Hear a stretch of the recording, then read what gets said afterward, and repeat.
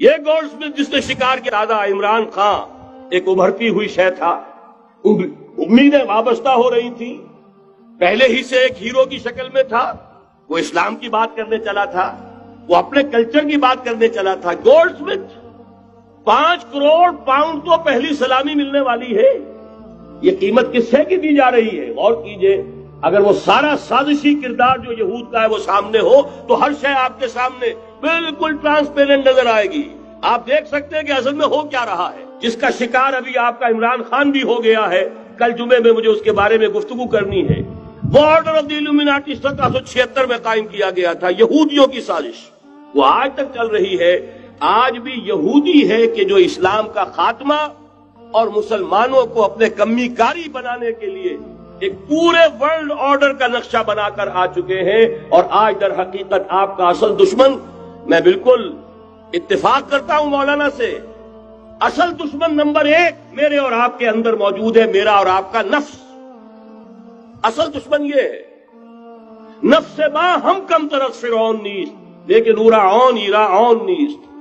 اور دوسرا خارجی دشمن سب سے بڑا یہودی، لیکن یہ کہ اس وقت کے اور اس وقت کے حالات میں ایک بڑا فرق واقع ہوا ہے۔ مجھے اقبال کے وہ شعر یاد آ رہے ہیں، دنیا کو ہے پھر مارکہ روح و بدن پیش، تہذیب نے پھر اپنے درندوں کو ابھارا، اللہ کو پامردی مومن پہ بھروسہ، ابلیس کو یورپ کی مشینوں کا سہارا۔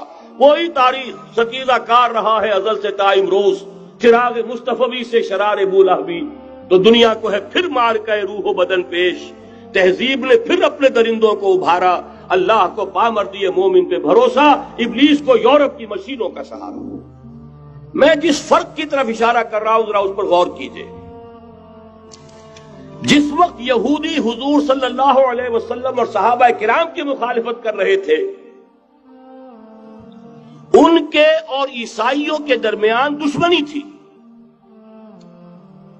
وقالت اليہود لیست النصارى علی شیء وقالت النصارى لیست اليہود علی شیء، ان میں آپس میں سانپ اور نیولے کا بیر تھا اس وقت، جبکہ نبی اکرم صلی اللہ علیہ وسلم کے ساتھ یہود کی یہ کشاکش جاری تھی۔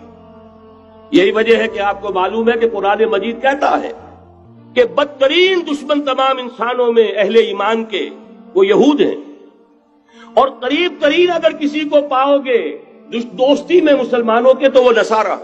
سورہ مائدہ کی آیت ہے، وَلَتَجِدَنَّ أَشَدَّ النَّاسِ عَدَاوَةً لِلَّذِينَ آمَنُوا الْيَهُودَ وَلَتَجِدَنَّ أَقْرَبَهُمْ لِلَّذِينَ آمَنُوا مَوَدَّةً لِلَّذِينَ آمَنُوا الَّذِينَ قَالُوا إِنَّا نَصَارَى۔ اس وقت صورتحال یہ تھی۔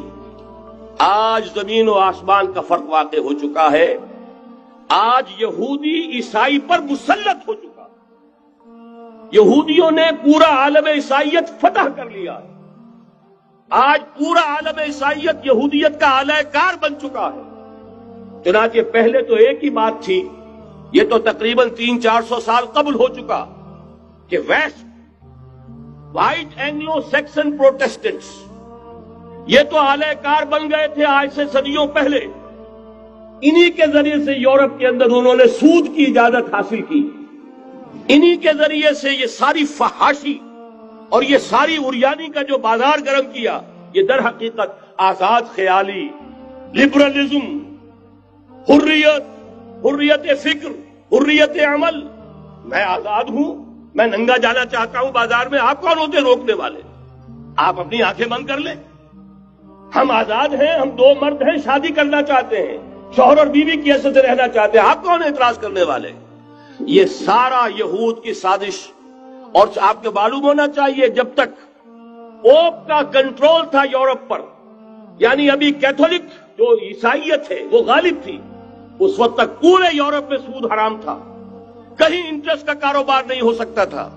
یہ پروٹیسٹنٹس کے ذریعے سے اس کی اجازت حاصل کی، نتیجہ یہ نکلا علامہ اقبال شاعر مشرق اس صدی کے آغاز میں گیا تھا یورپ، اور وہاں جا کر اس نے دیکھ لیا تھا فرنگ کی رگے جہاں پنجے یہود میں ہے۔ معاشی اعتبار سے یہودیوں نے پورے یورپ کے اوپر اپنا تسلط قائم کر لیا تھا، اور یہ یہودی کون تھے؟ روتھ چائلڈز، گولڈ سمتھس، بہرحال مجھے جو دوسری بات کہنی تھی وہ یہ کہ یریدون لیطفئوا نور اللہ بافواہہم، اس وقت بھی یہودی تھا، آج بھی یہودی ہے، لیکن فرق یہ واقع ہوا ہے کہ اس وقت یہودی کے کنٹرول میں عیسائی نہیں تھے، بلکہ 1200 برس تک یہودیوں کے اوپر ظلم و ستم بلکہ ہوتا رہا عیسائیوں کے ہاتھوں. پورے یورپ میں پرسیکیوٹڈ تھے. انہیں اگر کہیں سہارا ملا مسلمانوں کے ذریعے سے اسپین میں ملا ہے. بن گوریان نے خود لکھا اپنی کتاب میں کہ ڈیورنگ دی ڈائسپورا، یہ ہمارا جو انتشار کا دور ہے 70 عیسوی سے جو شروع ہوا تھا، اس ڈائسپورا کے دوران our golden period is the period of Christian Spain. ہمارا سنہری دور وہی ہے جو مسلمان ہسپانیہ کا دور ہے. انہیں آرام ملا، انہیں پروٹیکشن ملی، انہیں عیش ملے، اور وہیں سے انہوں نے عیسائیت کے اندر نقب لگا کر اور وہاں سے اپنے راستے پیدا کیے. اور دوسرا کام یہ کیا، عیسائیوں کی عداوت کا رخ اپنی بجائے مسلمانوں کی طرف کر. یا رب فاجمعنی بكل الصحب والأحباب واكتب لنا أن ندخل الجنات بالريان.